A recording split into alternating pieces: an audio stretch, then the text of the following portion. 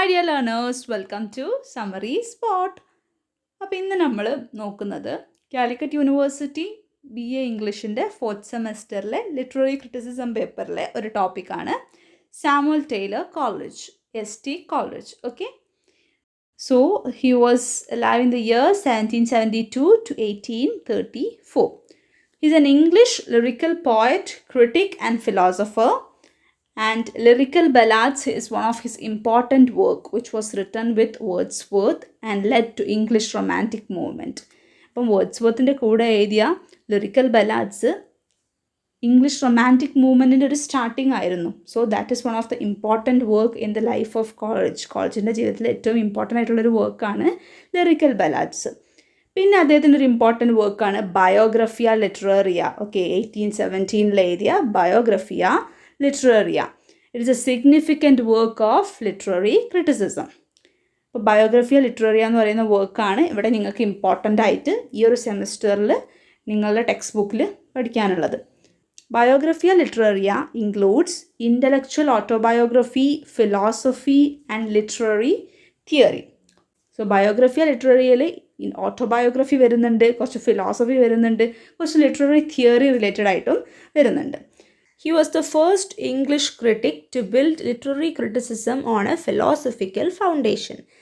Literary ക്രിറ്റിസിസത്തിന് ഒരു philosophical foundation കൊടുത്ത ആദ്യത്തെ ആളാണ് ST Coleridge. ഓക്കെ, അപ്പം ഒരു വർക്കിൻ്റെ ഫൈനൽ പ്രോഡക്റ്റ് അല്ല കോളറിഡ്ജ് ഇമ്പോർട്ടൻസ് കൊടുത്തത്. ഫൈനൽ പ്രോഡക്റ്റിനല്ല, നേരെ മറിച്ച് ആ ഒരു വർക്കിൻ്റെ ക്രിയേറ്റീവ് പ്രോസസ്സിന്, ആ ലിറ്റററി വർക്ക് പോമോ നോവൽ എന്തോ ആവട്ടെ, അതിൻ്റെ ക്രിയേറ്റീവ് പ്രോസസ്സിനാണ് സാമുവൽ ടൈലർ കോളറിഡ്ജ് ഇമ്പോർട്ടൻസ് കൊടുത്ത്. അതുകൊണ്ടാണ് അദ്ദേഹം ഫിലോസഫിക്കൽ ഫൗണ്ടേഷനാണ് നോക്കിയതെന്ന് പറഞ്ഞത്. ഓക്കെ, ഫിലോസഫിക്കൽ ഫൗണ്ടേഷൻ കൊടുത്ത ആളാണ് സാമുവൽ ടൈലർ കോളറിഡ്ജ്. അപ്പോൾ ഒരു വർക്കിനെ ക്രിട്ടിസൈസ് ചെയ്തതിന് പകരം ആ വർക്ക് എങ്ങനെ ഉണ്ടായി, അതിൻ്റെ ആ ഒരു ക്രിയേറ്റീവ് പ്രോസസ്സിനാണ് ഇമ്പോർട്ടൻസ് കൊടുത്തത്.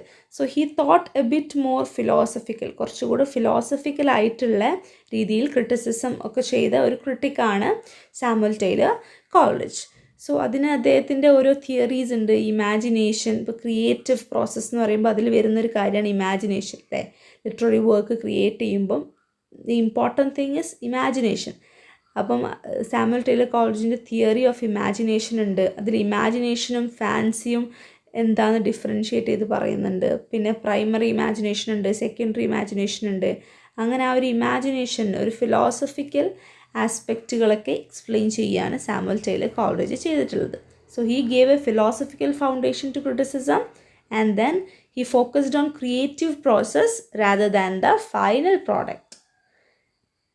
Now, theory of imagination. It is one of the most important contribution in literary criticism, and Samuel Taylor Coleridge is the first critic to differentiate between fancy and imagination and primary and secondary imagination. Okay, അപ്പോൾ ഫാൻസിയും ഇമാജിനേഷനും തമ്മിൽ separate ചെയ്യുക, പിന്നെ primary ഇമാജിനേഷനും secondary ഇമാജിനേഷനും തമ്മിൽ separate ചെയ്യുക ഒക്കെ ചെയ്തത് Coleridge ആണ്. അപ്പോൾ ഫാൻസി, ഇമാജിനേഷൻ, ആ രണ്ട് വേർഡ്സ് കേൾക്കുമ്പം നമുക്കതൊരു സിമിലർ ആയിട്ട് തോന്നും അല്ലേ. സിമിലർ മീനിങ് ഉള്ള രണ്ട് ഡിഫറെൻറ്റ് വേർഡ്സ് ആയിട്ട് നമുക്ക് ഫീൽ ചെയ്യാം. ഫാൻസി ആണെങ്കിലും ഇമാജിനേഷൻ ആണെങ്കിലും അല്ലേ.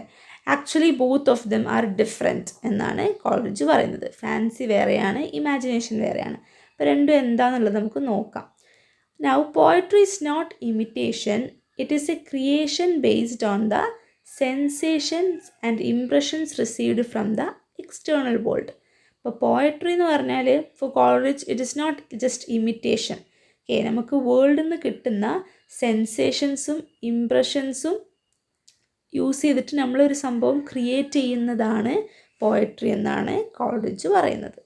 So for Coleridge, poetry is not imitation, it is a creation based on the sensations and impressions received from external world. External വേൾഡിൽ നിന്ന് കിട്ടിയ സെൻസേഷൻസും ഇംപ്രഷൻസൊക്കെ വെച്ചിട്ട് ഒരു ക്രിയേഷൻ ചെയ്യുന്നതിനാണ് പോയട്രി എന്ന് കോളറിഡ്ജ് പറയുന്നത്. So those impressions are shaped, ordered, modified, and opposites are reconciled and harmonized by the imagination of the poet, and in this way the poetic creation take place. അപ്പം എന്താ ചെയ്യുന്നത്, external വേൾഡിൽ നിന്ന് കിട്ടുന്ന സെൻസേഷൻസും ഇംപ്രഷൻസും ഒക്കെ അതിനെ ഡെവലപ്പ് ചെയ്ത് ഷേപ്പ് ചെയ്ത് ഒരു ഓർഡറിലാക്കി മോഡിഫൈ ചെയ്തിട്ടൊക്കെ അവതരിപ്പിക്കുക എന്നുള്ളതാണ് ഒരു പോയറ്റ് ചെയ്യുന്നത്. So fancy and imagination are two distinct and widely different faculties, not words with same meaning. ഇനി ഫാൻസി എന്താണെന്നുള്ളത് നോക്കാം. So fancy, imagination is creative, fancy is not creative. It is a common position of man. It combines what it perceives into beautiful shape. അപ്പം അത് perceive ചെയ്യുന്നത്, fancy അത് perceive ചെയ്യുന്നത് അത് beautiful ഷേപ്പിലേക്ക് മാറ്റുകയാണ് ഫാൻസി ചെയ്യുന്നത്. നമുക്ക് എക്സ്റ്റേണലായിട്ട് നേച്ചറിൽ നിന്ന് കിട്ടിയ ഒരു സംഭവം ഒരു ബ്യൂട്ടിഫുൾ ഷേപ്പിലേക്ക് മാറ്റുകയാണ് ഫാൻസി ചെയ്യുന്നത്. So it is a kind of memory that arbitrarily brings together images, and even when brought together, these images continue to retain their separate and individual properties. Okay. അപ്പം കുറച്ച് നമുക്ക് കിട്ടിയ സെൻസേഷൻസൊക്കെ അതിനെ ഒരുമിച്ച് കൊണ്ടുവന്നിട്ട് ഒരു ഇമേജ് ആക്കുകയാണ് ഫാൻസി ചെയ്യുന്നത്. ഇനി ഒരു ഇമേജ് ആക്കിയാലും ആ ഒരുമിച്ച് കൊണ്ടുവന്ന പാർട്സൊക്കെ സെപ്പറേറ്റ് ഇൻഡിവിജ്വൽ പ്രോപ്പർട്ടീസുള്ള ഇമേജസ് ആയിട്ട് തന്നെ നിലനിൽക്കും. So they receive no colouring or modification from the mind. അപ്പോൾ നമ്മളെ മൈൻഡ് അതിലേക്കൊന്നും എക്സ്ട്രാ ആഡ് ചെയ്യുന്നില്ല, ജസ്റ്റ് അതിനെ ഒന്ന് ഒരുമിച്ച് കൊണ്ടുവരുന്നേ ഉള്ളൂ നമുക്ക് കിട്ടുന്ന ഏർത്തിൽ നിന്ന് കിട്ടുന്ന എക്സ്പീരിയൻസുകളൊക്കെ. Coleridge called fancy the aggregative and associative power. അപ്പോൾ ഫാൻസിനെ കോൾറിഡ്ജ് വിളിച്ചത് അഗ്രിഗേറ്റീവ് ആൻഡ് അസോസിയേറ്റീവ് പവർ എന്നാണ്. അപ്പം ഒരു സംഭവം അഗ്രിഗേറ്റ് ചെയ്യാൻ, ഒരുമിച്ച് കൂട്ടാൻ അല്ലെങ്കിൽ അസോസിയേറ്റ് ചെയ്യാനൊക്കെ ഉള്ള പവറാണ് fancy. The materials have to be assembled before imagination can work, hence fancy presuppose imagination. നമുക്ക് ഏർത്തിൽ നിന്ന് നേച്ചറിൽ നിന്ന് കിട്ടിയ എക്സ്പീരിയൻസൊക്കെ അതൊക്കെ ഒന്ന് അസംബിൾ ചെയ്യണം, ആദ്യം ഒരുമിച്ച് കൂട്ടണം, എന്നിട്ട് പിന്നെയാണ് നമ്മളുടെ ഇമാജിനേഷൻ അതിൽ അപ്ലൈ ചെയ്തിട്ട് അതൊന്നും കൂടെ ബെറ്റർ ആക്കേണ്ടത്. So the materials have to be assembled before imagination works അല്ലേ. അതുകൊണ്ട് തന്നെ ഫാൻസിയാണ് ആദ്യം വരിക. ഫാൻസി ചെയ്യുന്നത് എന്താ, ഈ അസോസിയേഷൻ എല്ലാത്തിനും ഒരുമിച്ച് കൂട്ടുക മാത്രമാണ്. പിന്നീടാണ് ഇതിൽ ഇമാജിനേഷൻ അപ്ലൈ ചെയ്യുക. അപ്പോൾ ആദ്യം വരുന്നത് ഫാൻസിയാണ്, പിന്നീടാണ് ഇമാജിനേഷൻ വരുന്നത് എന്നാണ് കോൾറിഡ്ജിൻ്റെ തിയറി. നൗ ഇമാജിനേഷൻ എന്താണെന്ന് നോക്കാം. അപ്പോൾ ഫാൻസി എന്താണെന്ന് മനസ്സിലായി അല്ലേ. ഫാൻസി എന്ന് പറയുന്നത് ഒരു ക്രിയേറ്റീവ് പവർ അല്ല, it is just A associative power. എല്ലാം ഒരുമിച്ച് കൊണ്ടുവരിക എന്നുള്ളത് മാത്രമാണ് ഫാൻസി ചെയ്യുന്നത്. Imagination, when we talk about imagination, there are two types of imagination, primary imagination and secondary imagination. So imagination is a bit creative. Fancy creative അല്ല, fancy is just an associative power. എല്ലാം associate ചെയ്യാണ്, നമുക്ക് നേച്ചറിൽ നിന്ന് കിട്ടുന്ന experience ഒക്കെ associate ചെയ്യാണ്, ഒരുമിച്ച് കൊണ്ടുവരികയാണ്. ഇമാജിനേഷനാണ് അതിൽ പിന്നെ വർക്ക് ചെയ്യുന്നത്. So imagination is of two types, primary imagination and secondary imagination. Primary imagination, primary എന്ന് പറയുമ്പോൾ അതായിരിക്കുമല്ലോ ഫസ്റ്റ് അപ്ലൈ ചെയ്യുന്നത്. ഓക്കെ, സോ അതെന്താണെന്നുള്ളത് നോക്കാം. It is N involuntary act of mind. Okay, അപ്പം ഇൻവോളണ്ടറി ആക്ട് ഓഫ് മൈൻഡ് എന്ന് പറഞ്ഞാൽ mind അറിയാതെ ചെയ്യുന്നതാണ്. Voluntarily എന്ന് പറഞ്ഞാലാണ് ഒരാൾ അറിഞ്ഞുകൊണ്ട് ചെയ്യുന്നത്. അപ്പം അറിയാതെ ആ മൈൻഡ് ചെയ്തു പോകുന്ന ഒരു കാര്യമാണ് primary imagination. Okay, it is a faculty by which we perceive the world around us. നമ്മളുടെ ചുറ്റുമുള്ള വേൾഡ് നമ്മൾ എങ്ങനെ പെർസീവ് ചെയ്യുന്നു എന്നുള്ളതാണ് ഈ primary imagination. Coleridge describes it as mysterious power which can extract hidden ideas and meanings from objective data. അപ്പോൾ college പറയുന്നത് അതൊരു മിസ്റ്റീരിയസ് പവറാണ്. നമ്മൾ ഈ വേൾഡിൽ നിന്നൊരു കാര്യം പെർസീവ് ചെയ്യുക എന്ന് പറയുന്നത് ഒരു മിസ്റ്റീരിയസ് പവറാണ്. അതാണ് പ്രൈമറി ഇമാജിനേഷൻ. അതിൽ നിന്ന് നമുക്ക് ഹിഡൻ ഐഡിയാസും മീനിങ്സൊക്കെ എക്സ്ട്രാക്ട് ചെയ്തെടുക്കാൻ പറ്റുന്നു. Human mind perceive the impressions and sensations from the outside world. Unconsciously and involuntarily, it imposes some sort of order on those impressions, reduce them to size and shape so that the mind can form a clear image of the outside world. Okay, കുറച്ച് sensations ഒക്കെ കിട്ടുമ്പം നമ്മളെ mind, നമുക്ക് നേച്ചറിന് സെൻസേഷൻസും ഇംപ്രഷൻസൊക്കെ കിട്ടുമ്പം നമ്മളെ mind involuntary ആയിട്ട്, creator mind അറിയാണ്ട് തന്നെ ആ ഒരു കിട്ടുന്ന സെൻസേഷന് ഒരു ഷേപ്പും സൈസൊക്കെ കൊടുക്കും. അതാണ് പ്രൈമറി ഇമാജിനേഷനിൽ ചെയ്യുന്നത്. So it is an involuntary act, അറിയാതെ ചെയ്തു പോകുന്ന ഒരു സംഭവമാണ്. Then secondary imagination. So primary imagination is possessed by all. അത് മൈൻഡിൻ്റെ ഇൻവോളണ്ടറി ആക്ട് ആയതുകൊണ്ട് അതെല്ലാവരുടെ മൈൻഡിനും ഉണ്ടാവാം അങ്ങനെ ഒരു സംഭവം പ്രൈമറി ഇമാജിനേഷൻ എന്ന് പറയുന്നത്. So it is possessed by all. Secondary imagination makes artistic creation possible. അപ്പോൾ ആർട്ടിസ്റ്റിക് ക്രിയേഷൻ ഓരോരുത്തരുടെ ആർട്ടിസ്റ്റിക് എബിലിറ്റി അപ്ലൈ ചെയ്യുന്നത് സെക്കൻഡറി ഇമാജിനേഷനിൽ വരുമ്പോഴാണ്. So secondary imagination makes artistic creation possible. It requires conscious effort. Secondary ഇമാജിനേഷന് conscious effort വേണം. It is not involuntary. Primary ഇമാജിനേഷനിൽ പോകുന്നത് involuntary അല്ല. ഇതിനെന്ത് വേണം? കോൺഷ്യസ് എഫേർട്ട് വേണം. നമ്മൾ അറിഞ്ഞുകൊണ്ട് ചെയ്യുന്നതാണ്. Its raw materials are sensations and impressions supplied by primary imagination. It select and order the raw material and reshape and remodel it into objects of beauty. അപ്പം ഇതിൻ്റെ റോ മെറ്റീരിയൽ സെക്കൻഡറി ഇമാജിനേഷൻ എന്തിലാണ് apply ചെയ്യുന്നത്? അതിൻ്റെ raw materials എന്ന് പറഞ്ഞാൽ primary ഇമാജിനേഷനിൽ കിട്ടിയ ഇംപ്രഷൻസും സെൻസേഷൻസും ഒക്കെയാണ്. അപ്പോൾ ഈ പ്രൈമറി ഇമാജിനേഷൻ കൊടുക്കുന്ന ഇംപ്രഷൻസ് സെൻസേഷൻസ് ഒക്കെയാണ് സെക്കൻഡറി ഇമാജിനേഷൻ യൂസ് ചെയ്യുക. അത് സെക്കൻഡറി ഇമാജിനേഷൻ ഒന്ന് റീമോഡൽ ചെയ്ത് റീഷേപ്പ് ചെയ്ത് നല്ലൊരു ബ്യൂട്ടിഫുൾ ഒബ്ജക്റ്റിലേക്ക് ആക്കിയിട്ട് മാറ്റും. So it is the root of all poetic activity. എല്ലാ പോയറ്റിക് ആക്ടിവിറ്റിൻ്റെയും റൂട്ട് എന്ന് പറയുന്നത് സെക്കൻഡറി ഇമാജിനേഷനാണ്. നമ്മൾ അറിഞ്ഞുകൊണ്ടൊരു ക്രിയേഷൻ ചെയ്യുന്നതിനെയാണ് സെക്കൻഡറി ഇമാജിനേഷൻ എന്ന് പറയുന്നത്. അവിടെയാണ് നമ്മൾ സെക്കൻഡറി ഇമാജിനേഷൻ അപ്ലൈ ചെയ്യുന്നത്. So it is the root of all poetic activity and Coleridge calls it magical synthetic power. അപ്പോൾ കോളറിഡ്ജ് ഇതിനെ വിളിക്കുന്നത്, സെക്കൻഡറി ഇമാജിനേഷനെ വിളിക്കുന്നത് മാജിക്കൽ സിന്തറ്റിക് പവറാണ്. സിന്തറ്റിക് എന്ന് പറഞ്ഞാൽ എന്താ? സിന്തസൈസ് ചെയ്യുക എന്നൊക്കെ പറയുമ്പോൾ ഒരു സംഭവം ഉണ്ടാക്കിയെടുക്കുക, മാനുഫാക്ചർ ചെയ്തെടുക്കുക അല്ലേ? അപ്പം ഒരു പോയട്രി അല്ലെങ്കിൽ ലിറ്റററി വർക്ക് സിന്തസൈസ് ചെയ്തെടുക്കാനുള്ളൊരു മാജിക്കൽ പവറാണ്, മാജിക്കൽ സിന്തറ്റിക് പവറാണ് secondary imagination. Whereas primary imagination എന്ന് പറയുന്ന ഒരു മിസ്റ്റീരിയസ് പവറാണ്. ഫാൻസി എന്തായിരുന്നു? അതൊരു അസോസിയേറ്റീവ് എഗ്രിഗേറ്റീവ് പവറാണ്. സോ ഇതാണ് കോളറിഡ്ജ് ഓരോന്നിനും ഫാൻസിക്കും ഇമാജിനേഷനൊക്കെ പറയുന്നത് ഇങ്ങനെ ഓരോ പവേഴ്സാണ്. മാജിക്കൽ പവർ, അതുപോലെ മിസ്റ്റീരിയസ് പവർ, പിന്നെ അഗ്രിഗേറ്റീവ് ആൻഡ് അസോസിയേറ്റീവ് പവർ. അപ്പോൾ ഇതാണ് ഇമാജിനേഷന് ഫാൻസി ആ ഒരു ക്രിയേറ്റീവ് പ്രോസസ്സിനെ പറ്റി പറയുമ്പം ഫസ്റ്റ് ഇമ്പോർട്ടൻ്റ് ആയിട്ടുള്ള കോളറിഡ്ജിൻ്റെ ഐഡിയാസ്. ഇമാജിനേഷൻ്റെ തിയറി എന്താണ്? ഫാൻസി ഡിഫറെൻ്റ് ആണ്, ഇമാജിനേഷൻ ഡിഫറെൻ്റ് ആണ്. ഫാൻസി എന്താ, ഇമാജിനേഷൻ എന്താ, പ്രൈമറി ഇമാജിനേഷൻ എന്താ, സെക്കൻഡറി ഇമാജിനേഷൻ എന്താണെന്നൊക്കെ ഉള്ളത്. പിന്നെ കോളറിഡ്ജിൻ്റെ കാര്യത്തിൽ നോക്കാനുള്ള ഇമ്പോർട്ടൻറ്റ് പോയിന്റ് എന്ന് പറയുന്നത് ഓൺ പോയറ്റിക് ജീനിയസ്. ഒരു പോയറ്റിക് ജീനിയസിന് എന്തൊക്കെ വേണം?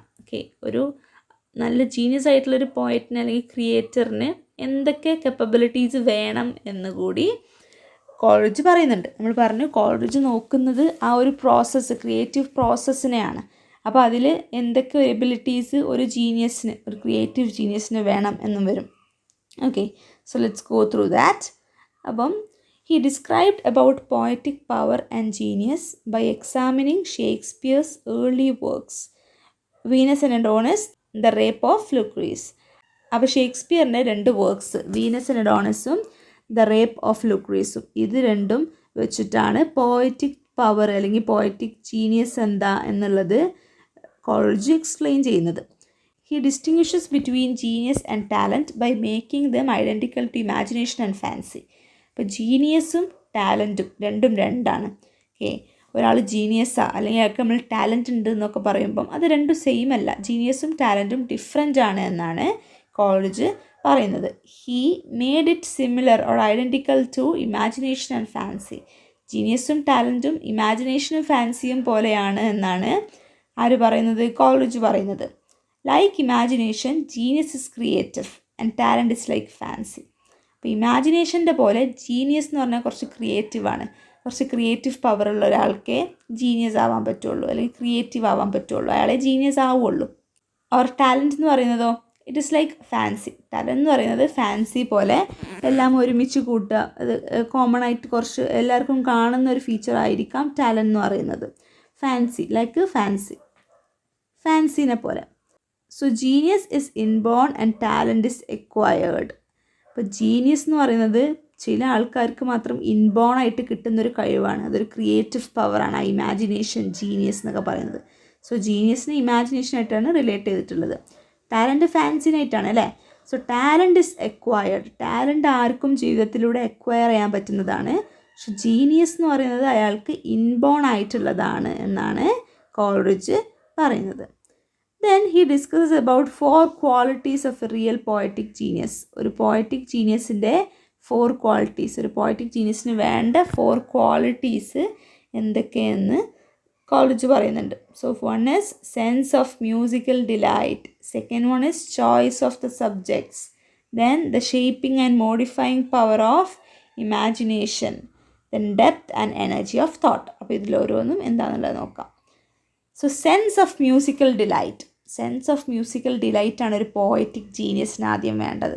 ഓക്കെ, അപ്പം ഒരു സെൻസ് വേണം അല്ലേ. From the sentence itself we can understand that ഒരു സെൻസ് വേണം എന്തിനും, ഒരു മ്യൂസിക്കൽ ഡിലൈറ്റിന്. It refers to sweetness of versification. അപ്പോൾ ആ വേഴ്സിഫിക്കേഷൻ അല്ലെങ്കിൽ ആ റൈറ്റിങ്ങിൻ്റെ സ്വീറ്റ്നെസ്സിനെയാണ് മ്യൂസിക്കൽ ഡിലൈറ്റ് എന്ന് പറയുന്നത്.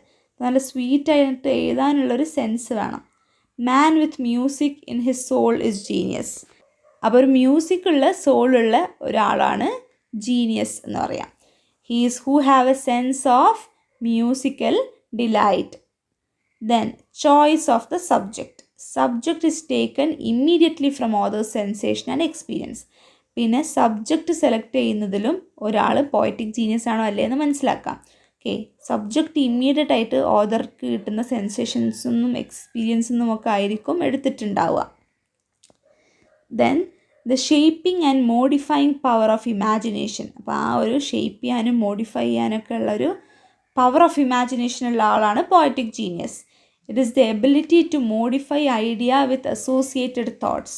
നമുക്ക് കിട്ടിയൊരു ഐഡിയ കുറച്ച് അസോസിയേറ്റ് അതിനോട് റിലേറ്റഡ് ചെയ്തിട്ടുള്ള തോട്ട്സൊക്കെ വെച്ചിട്ട് മോഡിഫൈ ചെയ്യുന്നതിനാണ് ഇവിടെ പറഞ്ഞത്. Then depth and energy of thought. അപ്പോൾ ആ തോട്ടിന് ഒരു ഡെപ്ത്, ഒരു ആഴം, ഒരു എനർജിയൊക്കെ വേണം ഒരു പോയറ്റിക് ജീനിയസ് ആവാൻ. So Coleridge said, no man was ever yet a great poet without being at the same time a profound philosopher. അപ്പം ഒരാളും ഒരു ഗ്രേറ്റ് പോയറ്റ് ആയിട്ടില്ല ഒരു ഗുഡ് ഫിലോസഫർ അല്ലാതെ അല്ലേ. അപ്പം ഒരാളുടെ തോട്ട് വേണം, അയാൾക്ക് തോട്ടിന് നല്ല എനർജി ഉണ്ടാവണം, ഡെപ്ത് ഉണ്ടാവണം. അപ്പോൾ ഒരുപാട് ചിന്തിക്കുകയൊക്കെ ചെയ്യുന്ന ആൾക്കാരാണ് ഫിലോസഫേഴ്സ് അല്ലേ. അപ്പോൾ ഒരു നല്ല ഫിലോസഫറെ ഒരു ഗ്രേറ്റ് പോയറ്റ് ആവും എന്നാണ് കോളേജ് പറയുന്നത്. So he gave importance to the thinking process, the creative process or the philosophical background of literary works. ഇപ്പോൾ മനസ്സിലായില്ല എന്തുകൊണ്ടാണ് ഒരു ഫിലോസഫിക്കൽ ഫൗണ്ടേഷൻ കൊടുത്ത ആളാണ് കോളറിഡ്ജ് എന്ന് നമ്മൾ സ്റ്റാർട്ടിങ്ങിൽ പറഞ്ഞതെന്ന്. അപ്പോൾ ഇതൊക്കെയാണ് കോളറിഡ്ജിൻ്റെ ഇതിൽ ഇമ്പോർട്ടൻ്റ് ആയിട്ട് നോക്കാനുള്ളത്. On the poetic genius, what are the qualities of a poetic genius, then imagination, secondary imagination, primary imagination, then fancy. So these are the important things he have described in his significant work Biographia Literaria. അപ്പോൾ ഇതൊക്കെയാണ് കോൾറിഡ്ജിൽ വരുന്നത്. So ഈ ഒരു topic നിങ്ങൾക്ക് clear ആയിട്ടുണ്ടാവും എന്ന് വിചാരിക്കുന്നു. If you have any doubts you can clarify it in the comment section. If this video was helpful for you, please to subscribe to this channel. Thank you.